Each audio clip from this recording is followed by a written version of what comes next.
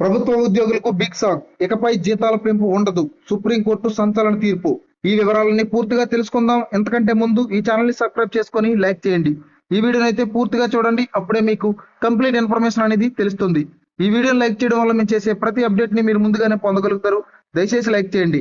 ఇక వీడియోలోకి వెళ్ళినట్లయితే, ప్రమోషన్ల విధానంపై సుప్రీం స్పష్టత. కేంద్ర ప్రభుత్వ ఉద్యోగుల పదోన్నతుల విషయమై సుప్రీంకోర్టు స్పష్టతనిచ్చింది.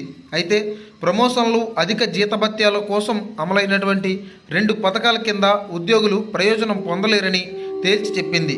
ఒకవేళ అలా లబ్ధి పొందిన ఉద్యోగులు ఉంటే వారి నుంచి అదనంగా పొందిన సొమ్మును తిరిగి వెనక్కి వసూలు చేయాలని కూడా సుప్రీంకోర్టు ఆదేశించింది.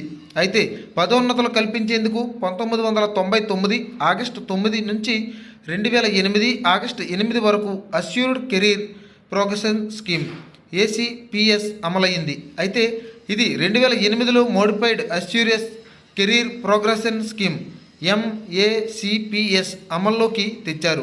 అప్పుడు MACPS పాత తేదీ 2006 నుంచి వర్తింపజేయడంతో కొందరు 2 విధానాల కింద లబ్ధి పొందడం జరుగుతుంది.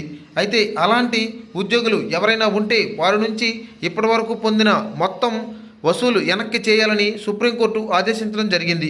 ఇలాంటి మరెన్నో వాట్స్ను 2 నిమిషాల వ్యవధిలో మీ ముందుకు తీసుకొస్తున్న మా ప్రయత్నానికి సబ్స్క్రైబ్ చేస్తారని కోరుకుంటున్నాం.